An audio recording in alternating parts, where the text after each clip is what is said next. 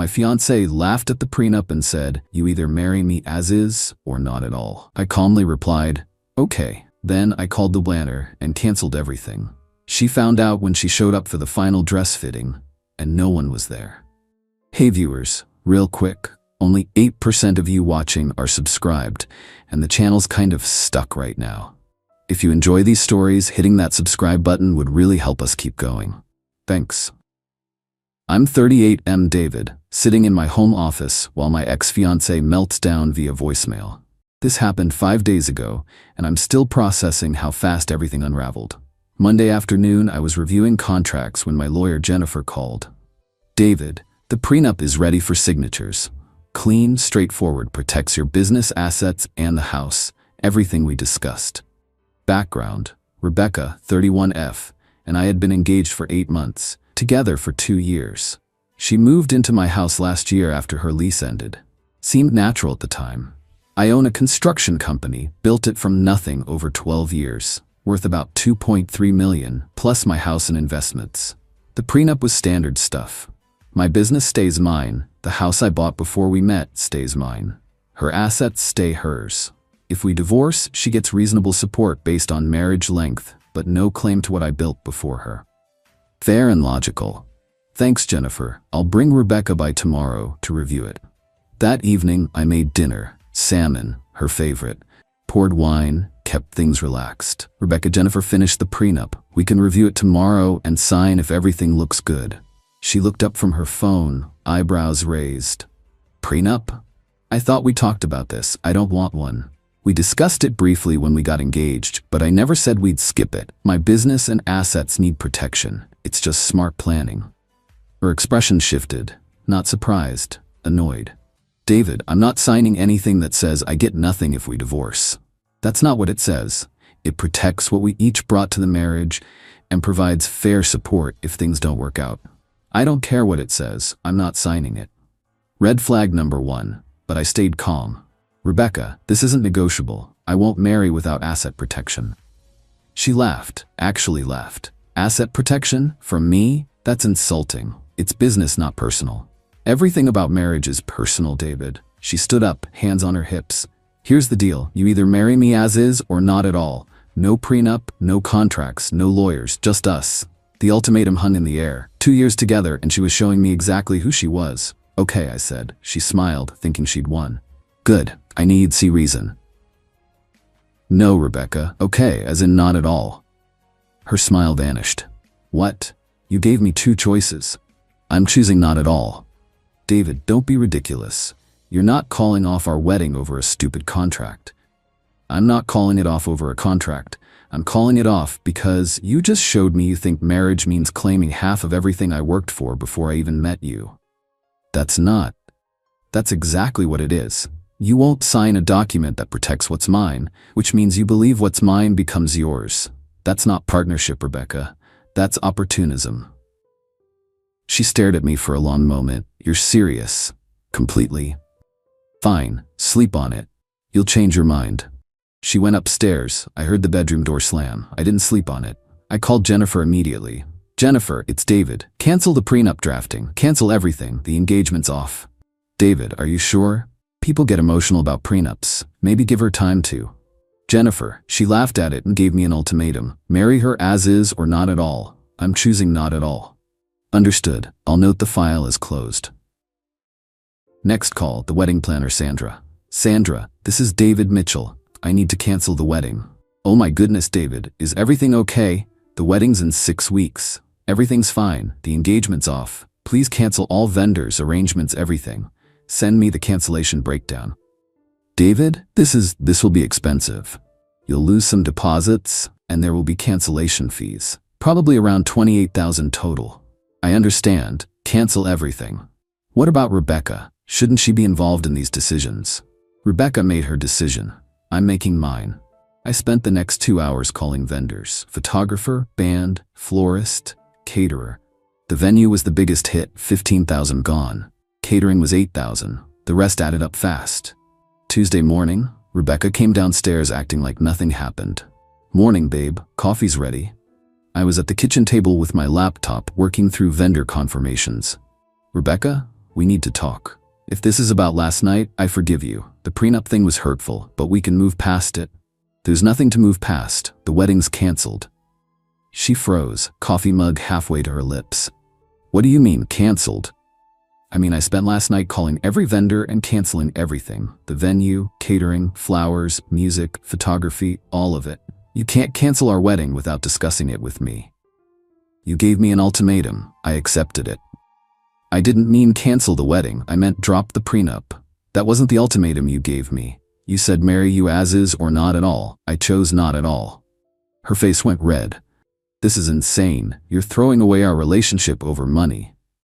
I'm protecting myself from someone who thinks she's entitled to half of everything I built before I met her. That's what marriage means, David. Sharing everything. No, Rebecca. Marriage means building a life together. It doesn't mean you get to claim what I spent 12 years building before you existed in my life. She started crying. Real tears, but I didn't budge. Where am I supposed to go? This is my home too. This is my house, Rebecca. Your name isn't on anything. You can stay through the weekend to find a place, but this engagement is over. You can't just kick me out. I'm not kicking you out. I'm ending our engagement. You're welcome to stay a few days while you figure things out, but we're not playing house anymore. She stormed upstairs, slammed the door, started making phone calls. I heard her crying, ranting to someone about me being unreasonable. Friday was quiet. Rebecca barely spoke to me, just shot dirty looks and made snide comments. Saturday, she left early, said she was going dress shopping with her sister. I didn't correct her that there was no dress to shop for. Sunday evening, my phone started ringing. Unknown number. David, this is Michelle, Rebecca's sister. What the hell is wrong with you? Hello, Michelle. What can I do for you? Rebecca showed up to her dress fitting today, and no one was there. The bridal shop said the appointment was canceled. She's hysterical.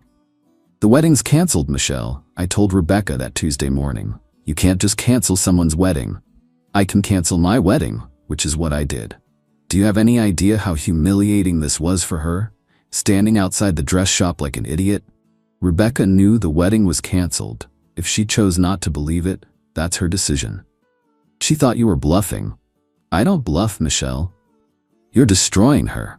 She's been planning this wedding for months. She destroyed it herself when she refused the prenup and gave me an ultimatum. Over a stupid contract. You're willing to throw away 2 years for a piece of paper? I'm willing to protect 12 years of work from someone who thinks marriage means claiming what she didn't earn. Michelle hung up on me. An hour later, Rebecca came home sobbing. The dress shop was closed. There was no appointment. I looked like a complete fool. I told you the wedding was canceled, Rebecca. I thought you were being dramatic. I thought you'd come to your senses. I did come to my senses. That's why we're not getting married. Update 1. 2 weeks later. The last 2 weeks have been a parade of flying monkeys and guilt trips. Thanks for the comments and support. Good to know I'm not crazy for protecting my assets. Rebecca moved out the following Tuesday. Her parents came with a U-Haul, and the whole family treated me like I was the villain. Her dad actually tried to intimidate me. David, you're making a huge mistake. Rebecca's a good woman.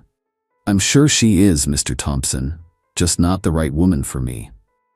You're throwing away something special over money. I'm protecting something I built over 12 years from someone who thinks she deserves half of it for showing up. Her mom was crying, begging me to reconsider. She loves you, David. She's just scared about the future. Mrs. Thompson, scared people don't laugh at reasonable requests and issue ultimatums. They communicate and find solutions. Rebecca herself tried one last manipulation attempt while packing. David, I'll sign the prenup. Let's just postpone the wedding a few months and... No, Rebecca. Why not? I'm agreeing to what you wanted, because you only want to sign it now that you've lost everything. Your first instinct was to demand half of my life's work. That tells me who you really are. People make mistakes. I was emotional. Emotional people don't laugh at their partner's concerns. Entitled people do. She left in tears. I felt bad for about 5 minutes, then remembered her laughing at the prenup. The financial damage, $28,000 in cancellation fees and lost deposits. Expensive lesson, but cheaper than a divorce would have been. The social damage, Lost some mutual friends who think I'm heartless. Kept the ones who understand that protecting your assets isn't selfish. The following Wednesday, my business partner Mike called. David, heard about the wedding. You okay? Better than okay, Mike. Dodged a massive bullet. Rebecca seemed nice though. Rebecca was nice when everything went her way. The prenup showed me what happens when it doesn't. 28 grand is a lot of money to prove a point. 28 grand is nothing compared to losing half my business in a divorce. Thursday, Rebecca's best friend Sarah called me. David, Rebecca is devastated. She's staying with her parents, crying constantly. I'm sorry she's upset, Sarah, but this was her choice. Her choice? You canceled her wedding. After she refused to sign a prenup and told me to marry her as is or not at all. That prenup was insulting. She felt like you didn't trust her. Trust isn't the issue, Sarah. Smart business practices are. I don't trust anyone with my financial future. That's why I have insurance, contracts, and lawyers. Marriage isn't a business transaction. Parts of it are, Sarah. The parts that involve money, property, and legal obligations. Rebecca wanted all the benefits with none of the protection. The best part of this whole mess? My sleep improved immediately. No more subtle anxiety about Rebecca's comments about our money when talking about my business profits. No more wondering why she seemed so interested in my financial statements. Update 2. 1 month later. Just when I thought the drama was over, Rebecca managed to surprise me one more time. Last week, I got a call from my bank's fraud department. Mr. Mitchell, this is Janet from First National. We need to discuss some unusual activity on your accounts. What kind of activity? Someone attempted to add an authorized user to your business checking account 3 weeks ago. The request was submitted online with your login credentials, but our security system flagged it because the IP address was different from your usual location. My blood went cold. Who was the authorized user? Rebecca Thompson. The system shows she had account access for approximately 6 hours before our fraud detection locked the account. 3 weeks ago. Rebecca was still living in my house 3 weeks ago. Janet, what could she have accessed in 6 hours? Account balances, transaction history, and she attempted to transfer $15,000 to an external account.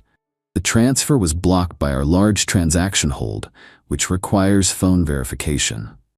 She tried to steal $15,000 from my business account? It appears so. We need you to come in immediately to secure your accounts and file a report. I was at the bank within an hour. Janet walked me through Rebecca's access logs. She logged in at 2:17 a.m. on the Tuesday before you called off the engagement, spent 4 hours downloading statements and transaction histories, then attempted the transfer at 6:23 a.m.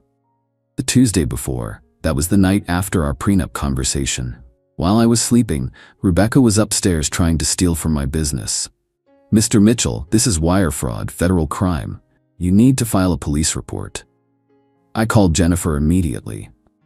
Jennifer, I need you to meet me at the police station.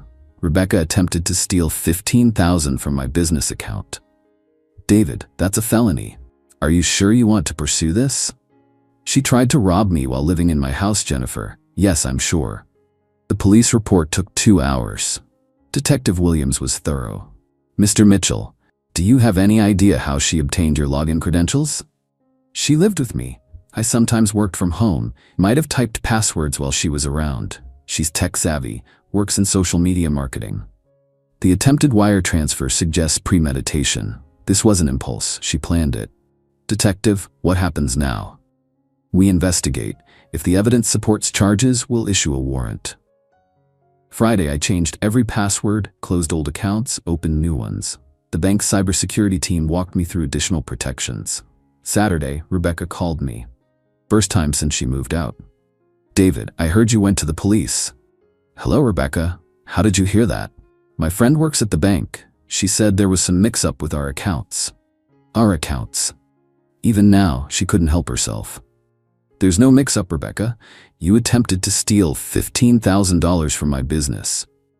That's not what happened. I was just checking to see if you'd been hiding money from me. By trying to transfer it to yourself? I wasn't going to keep it. I was proving a point. What point exactly? That you don't trust me. You were so worried about a prenup, but you were hiding assets. Rebecca, it's my business account. Of course, I didn't give you access to it. If we were really partners, you would have. We were engaged, not business partners, and now we're nothing." She hung up. Sunday, her father called. "David, this police business needs to stop." "Hello, Mr. Thompson. Rebecca made a mistake accessing your account, but she didn't steal anything. She attempted to steal $15,000. The only reason she didn't succeed is because the bank stopped her. She was emotional, upset about the wedding. You can't ruin her life over this." "Mr. Thompson, she tried to commit wire fraud. That's a federal felony." "David, she's young. She made an error in judgment. Accessing someone's bank account and attempting to transfer money isn't an error in judgment. It's a crime." Monday brought a call from Detective Williams. "Mr. Mitchell, we've completed our initial investigation. The evidence is clear. Unauthorized access, attempted wire transfer, premeditation. We're issuing a warrant for Ms. Thompson's arrest." "What's the charge?" "Wire fraud, computer intrusion, and attempted theft. She's looking at federal charges." Final update, 3 months later. Rebecca was arrested last month at her parents' house. The whole thing made the local news because her dad tried to prevent the arrest and ended up in handcuffs himself. The legal proceedings have been straightforward.